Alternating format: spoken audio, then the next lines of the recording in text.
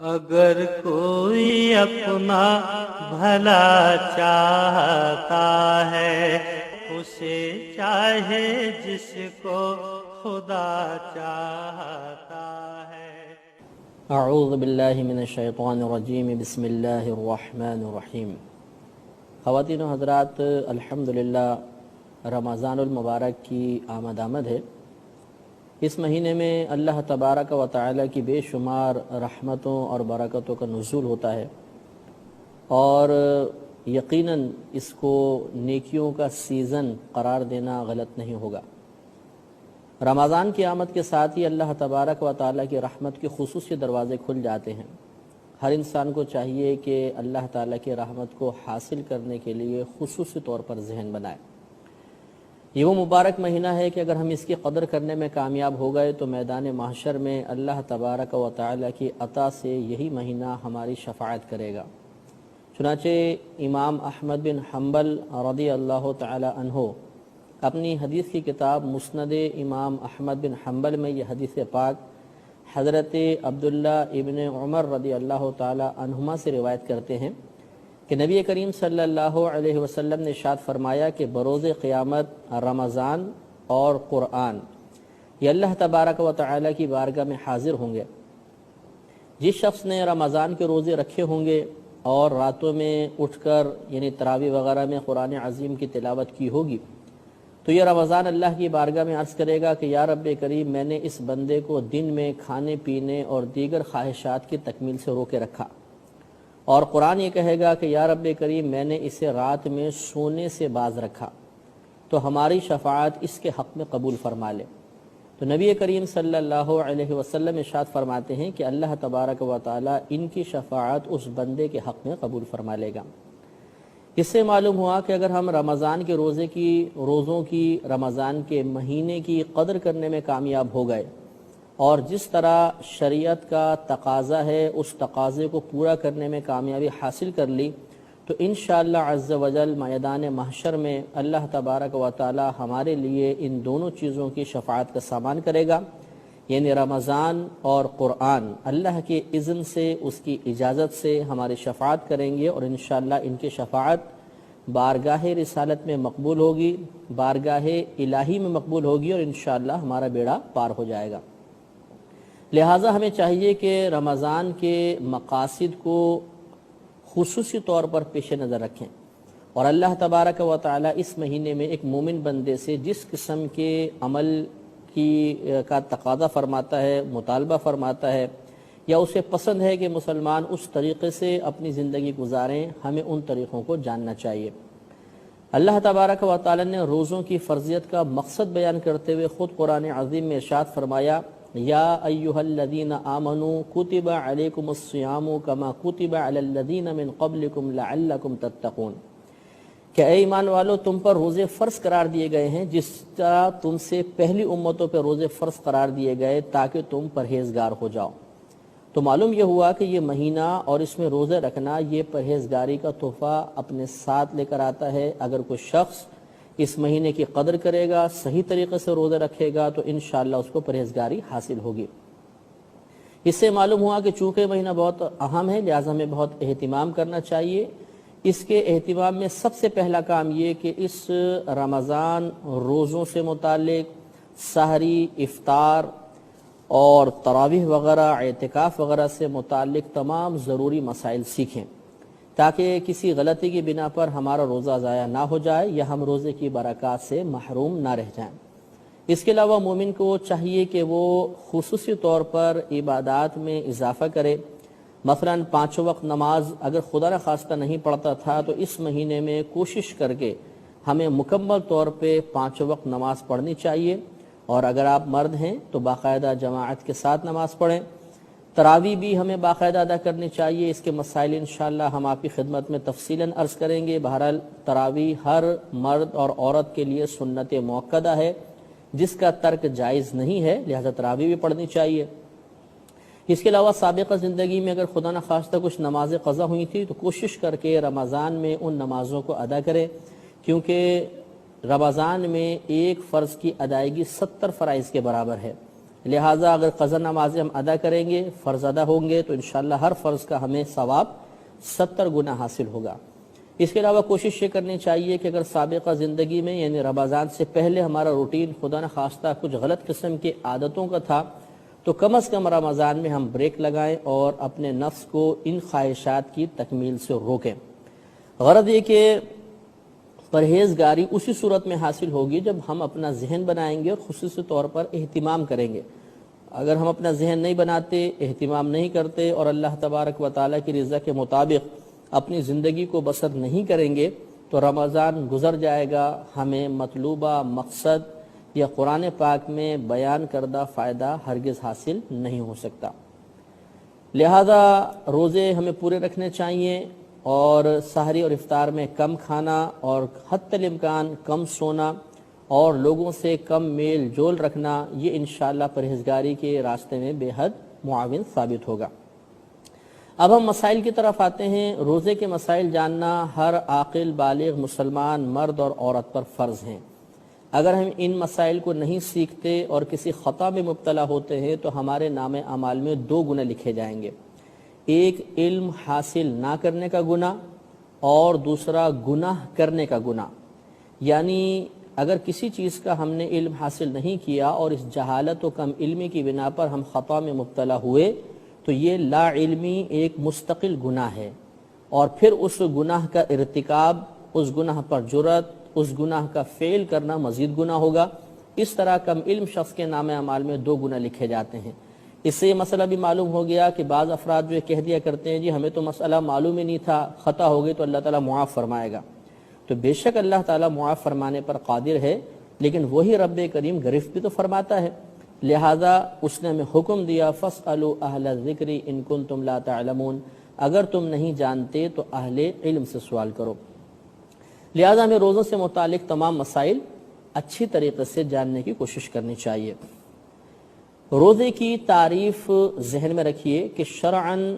صبح صادق سے لے کر غروب آفتاب تک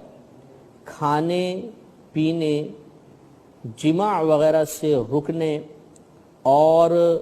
تمام ایسے امور جس سے روزہ ٹوٹتا ہو ان چیزوں کو ترک کر دینے کا نام روزہ ہوتا ہے۔ یعنی ہم صبح صادق میں نیت پہلے کر لیں، نیت کے ساتھ پھر صبح سے لے کر شام تک کھانے پینے اور جماع وغیرہ سے رک جانے کا نام شریعت نے روزہ رکھا ہے۔ تو روزہ صبح صادق سے غروب آفتاب تک ہوتا ہے، اور اس دوران ہمیں ہر اس کام سے رکنا ہوگا جس سے روزہ ٹوٹتا ہے یا روزے کی برکات میں کمی آتی ہے۔ یہ بھی ضروری ہے کہ اگر خواتین ہوں تو ان کا حیض و نفاس سے پاک ہونا ضروری ہوتا ہے، کیونکہ حیض اور نفاس کی حالت میں روزہ رکھنا منع ہوتا ہے۔ اور ان بہنوں پر قضا ہوگی کہ نہیں ہوگی اس پہ انشاءاللہ ہم تفصیلی کلام بعد میں کریں گے۔ اب روزے کے درجات کے بارے میں بھی سماعت فرمائیں کہ روزے کے 3 درجے ہوتے ہیں، ایک عوام کا روزہ، ایک خاص لوگوں کا روزہ اور ایک خاص الخاص لوگوں کا روزہ۔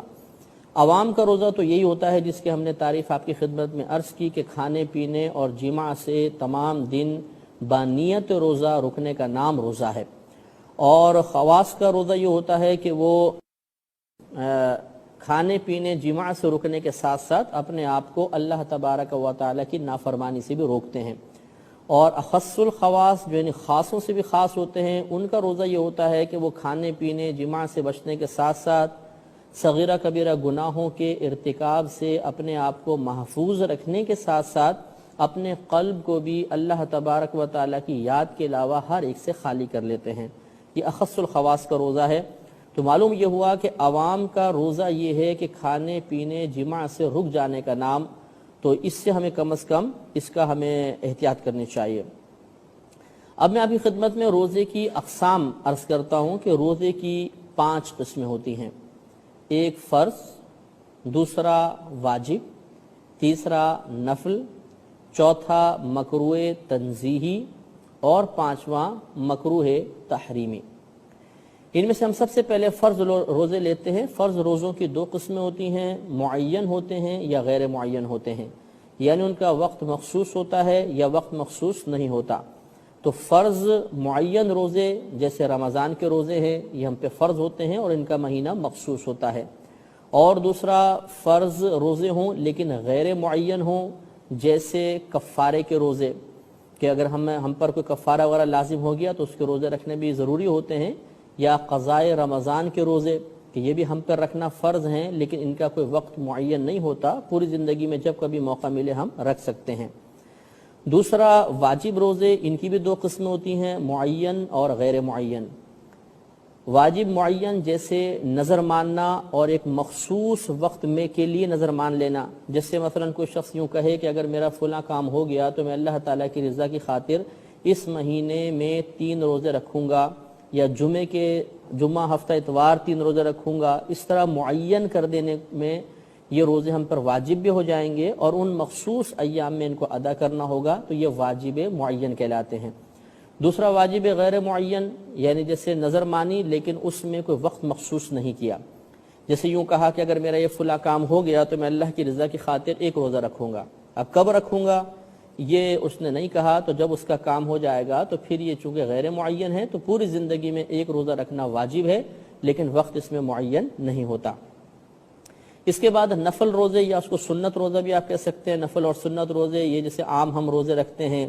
بہت سے لوگ جمعہ ہفتے کا روزہ رکھتے ہیں، یا جیسے 10 محرم الحرام کا اور اس کے ساتھ 9 کا بھی روزہ ملا لینا، اس کے علاوہ ہر مہینے کی 13، 14، 15 کا روزہ رکھنا، بعض پیر اور جمعرات کا روزہ رکھتے ہیں، تو یہ تمام روزے سنت ہوتے ہیں۔ اور ایک صوم داؤدی کہلاتے ہیں، یعنی ایک دن روزہ رکھنا، دوسرے دن افطار کرنا، تو یہ بھی سنت کے مطابق روزے ہوتے ہیں۔ اس کے بعد مکروہ تنزیہی، یعنی وہ روزہ رکھنا گناہ تو نہیں ہے لیکن شریعت نے اس کو ناپسند کیا ہے، جیسے جمعے کی تعظیم کی نیت سے فقط جمعے کے دن روزہ رکھنا، یہ مکروہ تنزیہی ہوتا ہے۔ تو اس قسم کا روزہ رکھنا کہ دن کی تعظیم کی نیت ہو، یہ چونکہ غیر قوموں سے مشابہت ہوتی ہے اس وجہ سے یہ مکروہ تنزیہی ہے۔ اور بعض روزے مکروہ تحریمی ہوتے ہیں، یعنی ان روزوں کا رکھنا گناہ ہے۔ یہ 5 روزے ہوتے ہیں، اچھی طرح یاد رکھ لیجئے، سال میں 5 روزے رکھنا مکروہ تحریمی ہے، یعنی حرام کے نزدیک ہے۔ ایک رمضان کے بعد جو عید آتی ہے، میٹھی عید جس کو ہم کہتے ہیں، یعنی عید الفطر، اس دن میں روزہ رکھنا، اور 4 روزے بقرہ عید کے، یعنی 10 ذوالحجہ کو عید ہوتی ہے تو 10، 11، 12، 13 جن کو ایام تشریق بھی کہتے ہیں، ان 4 دنوں میں، اور ایک عید الفطر 5، ان 5 دنوں میں روزہ رکھنا مکروہ تحریمی ہوتا ہے۔ تو یہ روزوں کی تفصیل ذرا ذہن میں رکھیے۔ اب ہم آتے ہیں نیت کے اوپر کہ یہ جو ہم نے روزے ذکر کیے، فرض، واجب، سنت و نفل، مکروہ تنزیہی، مکروہ تحریمی، تو مکروہ تنزیہی اور تحریمی تو ہم رکھیں گے نہیں، ان کو تو ہٹا دیجئے، باقی رہ گئے فرض، واجب اور نفل۔ ان روزوں کی نیت کا وقت کیا کیا ہوتا ہے؟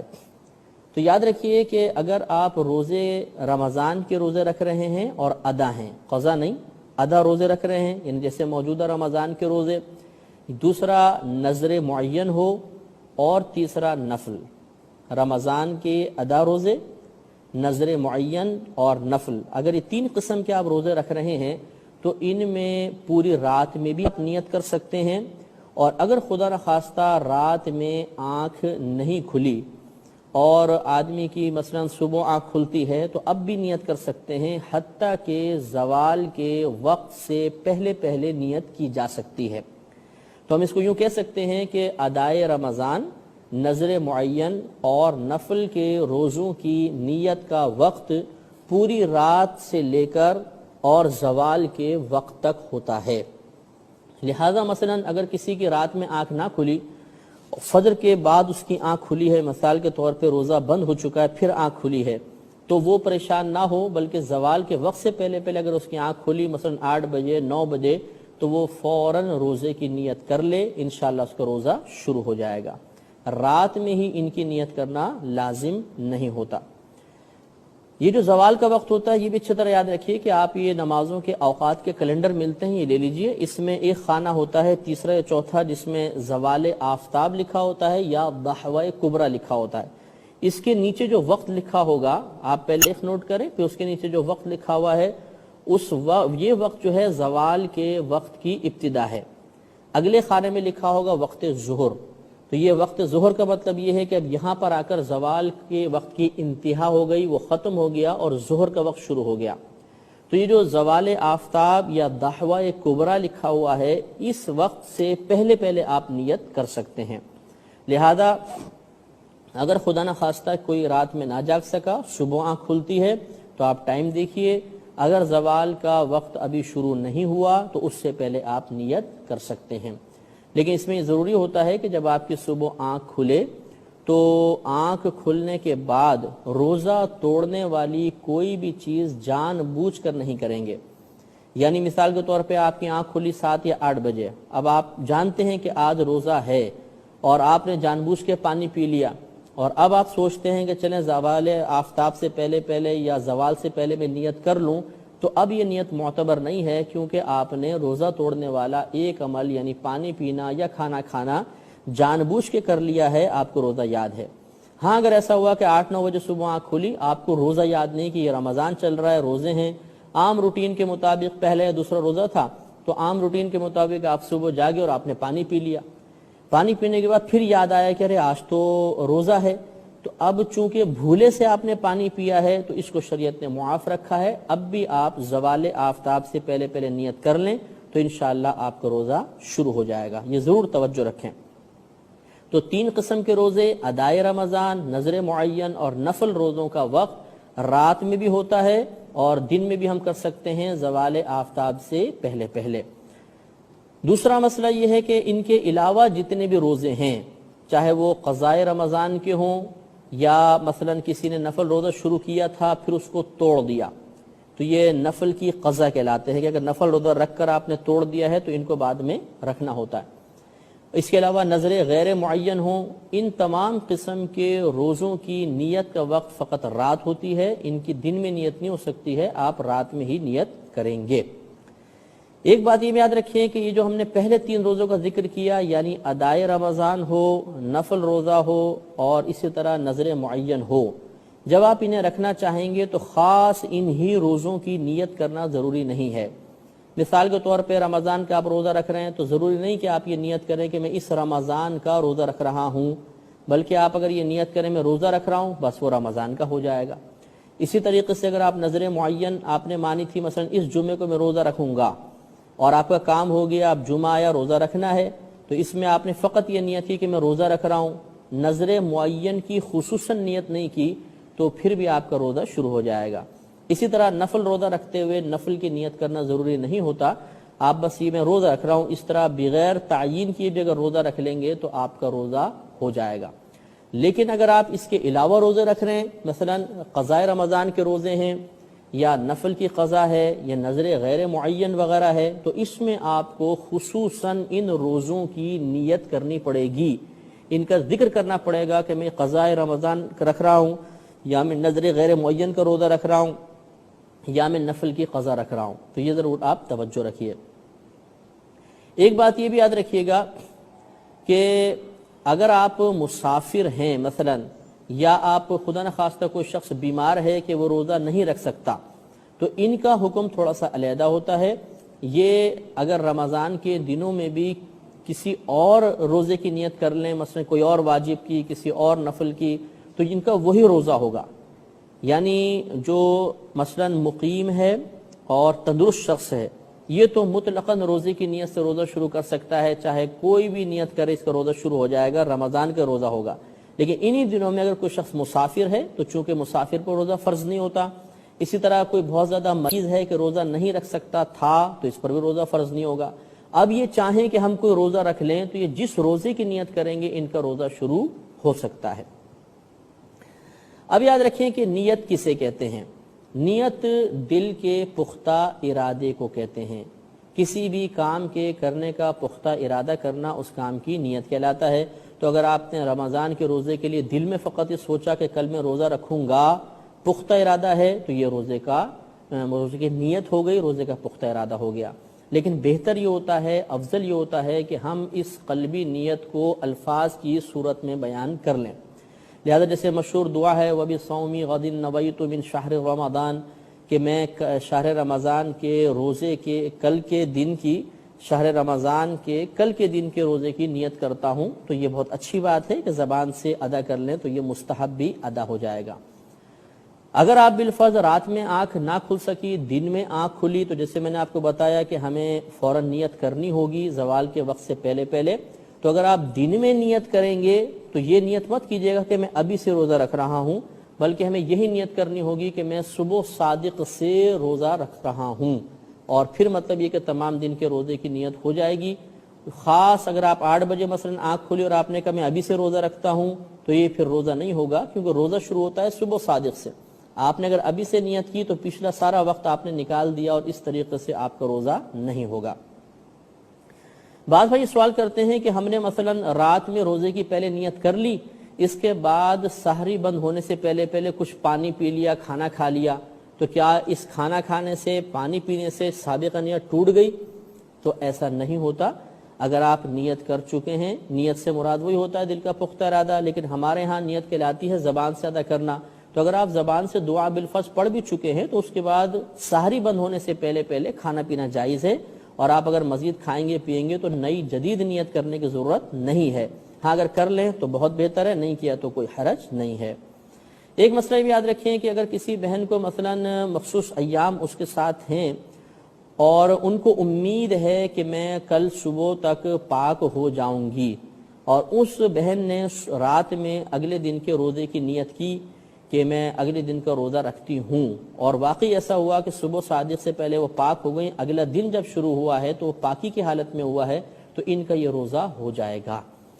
تو معلوم یہ ہوا کہ بہنوں کو بھی روزے کی، ایسی بہنوں کو جن کو امید ہو، قوی امید ہو کہ کل میں پاک ہو جاؤں گی صبح صادق کے فوراً بعد، تو یا اس سے پہلے پہلے میں ہو جاؤں گی، تو ان کو چاہیے کہ روزے کی نیت کر لیں، لیکن یوں تذبذب کے عالم میں نہ رہیں کہ اگر میں پاک ہو گئی تو روزہ رکھوں گی ورنہ نہیں۔ یہ نیت نہیں ہوتی ہے، کنفرم نیت کر لیں کہ میں کل کا روزہ رکھتی ہوں، جب انہیں کامل یقین ہو تو اب انشاءاللہ تعالی جیسے صبح صادق سے پہلے وہ پاک ہوئی، پھر صبح صادق داخل ہو جائے گی، یا وہ صبح صادق کے بعد روزے کے دن میں داخل ہوں گی تو ان کا روزہ شروع ہو جائے گا۔ ایک مسئلہ بھی یاد رکھیں کہ آپ نے رات میں نیت کر لی کہ میں کل روزہ رکھوں گا، لیکن پھر رات میں ہی سحری ختم ہونے سے پہلے پہلے پختہ ارادہ کر لیا کہ نہیں میں روزہ نہیں رکھوں گا۔ کوئی مثلا مثال کے طور پہ رات کو آپ کی آنکھ کھلی 3-4 بجے آپ نے سحری کر لی، اس کے بعد گھر والوں نے بتایا کہ بھئی مسئلہ ہے کہ کل کوئی مطلب ایمرجنسی ہے، یا کوئی اور مطلب یہ کہ آپ کو ڈاکٹر وغیرہ کے پاس جانا ہے، اور واقعی ہی اس میں روزہ رکھنا نقصان کا باعث ہے، اور آپ نے پختہ ارادہ کر لیا کہ میں روزہ نہیں رکھوں گا، تو روزہ نہ رکھنے کا پختہ ارادہ کر لینے کی بنا پر سابقہ نیت ختم ہو جائے گی۔ اب اگر آپ کا پھر ارادہ بدلتا ہے کہ میں روزہ رکھوں گا، تو پھر آپ کو جدید نیت کرنی ہوگی، وہ سابقہ نیت کام نہیں آئے گی۔ یہ بھی یاد رکھیں کہ سحری کھانا یہ بھی نیت ہی شمار کیا جاتا ہے۔ فقہائے اعظام نے فرمایا کہ اگر کوئی شخص سحری کھا رہا ہے، کھاتے کھاتے روزہ بند ہو گیا، تو اب جیسے عوام میں مشہور ہے کہ بھئی دعا پڑھیں گے تو یہ نیت کہلاتی ہے، حالانکہ نیت دل کے ارادے کو کہتے ہیں۔ جب انسان سحری کھا رہا ہے تو اس کا سحری کھانا اس بات کی علامت ہے کہ کل وہ روزہ رکھے گا، دل میں اس کا ارادہ موجود ہے، لہٰذا اس کا روزہ شروع ہو جائے گا، تو سحری کھانا ہی روزے کی نیت ہوتی ہے۔ ہاں اگر کسی نے پکا ارادہ کیا کہ کل میں روزہ نہیں رکھوں گا، اور وہ سحری نہیں کر رہا بلکہ ناشتے کے طور پر سحری میں اٹھ کے کھانا کھا رہا ہے، تو اب یہ کھانا کھانا اس کا سحری شمار نہیں ہوگا، نیت شمار نہیں ہوگا، اب اسے اگر رکھنا ہے تو علیحدہ نیت کرنی ہی ہوگی۔ یہ بھی یاد رکھیں کہ رمضان کے ہر روزے کی علیحدہ علیحدہ نیت کریں گے۔ ایسا نہیں ہو سکتا کہ پہلے ہی رمضان میں ہم یہ نیت کر لیں کہ میں پورے 30 روزوں کی ایک ساتھ نیت کرتا ہوں، نہیں، ہر رات میں آنے والے روزے کی نیت ہمیں جدید کرنی ہوگی، علیحدہ علیحدہ کرنی ہوگی۔ ایک ہی نیت میں اگر تمام روزوں کی نیت کر لی تو وہ ایک کے حق میں مقبول ہوگی، باقی 29 یا 30 کے حق میں نہیں ہوگی، 29 یا 28 کے حق میں نہیں ہوگی۔ ہمیں ہر روزے سے پہلے جدید نیت کرنی ہی ہوگی۔ ایک یاد رکھیں بات کہ یوم الشک کا روزہ، یعنی اگلا دن جو ہے وہ 30 شعبان کا ہے یا فرسٹ رمضان ہے، بعض اوقات تاریخوں میں بڑا مسئلہ ہو جاتا ہے، چاند کے مسائل ہو جاتے ہیں، تو یاد رکھیں کہ اس میں عوام ہوں یا خواص، وہ اگر روزہ رکھنا چاہیں تو خالصتاً نفل کی نیت سے روزہ رکھیں کہ ہم کل نفل کی روزہ نیت سے رکھ رہے ہیں۔ اگر بالفرض کسی نے رمضان کی نیت سے روزہ رکھا تو یہ مکروہ تحریمی ہے، یا مطلب کسی نے روزہ اس نیت کے ساتھ رکھا کہ اگر رمضان ہوا تو رمضان کا روزہ ورنہ نہیں، تو یہ بھی غلط ہے۔ خالصتاً نفل کی نیت سے رکھ لے، اگر اگلا دن رمضان کا ہوا تو رمضان کا ہو جائے گا، اگر نہیں ہوا تو یہ نفل روزہ ہو جائے گا۔ تو یہ یوم الشک کا روزہ کہلاتا ہے، اس طریقے سے اس کو رکھ لینا چاہیے۔ انشاءاللہ عز و جل اگلے پروگرام میں رمضان اور روزوں سے متعلق جدید اور دیگر مسائل کے ساتھ آپ کی خدمت میں حاضری کا شرف حاصل ہوگا۔ اس وقت تک کے لیے اجازت مرحمت فرمائیے۔ وآخر دعوانا ان الحمدللہ رب العالمین۔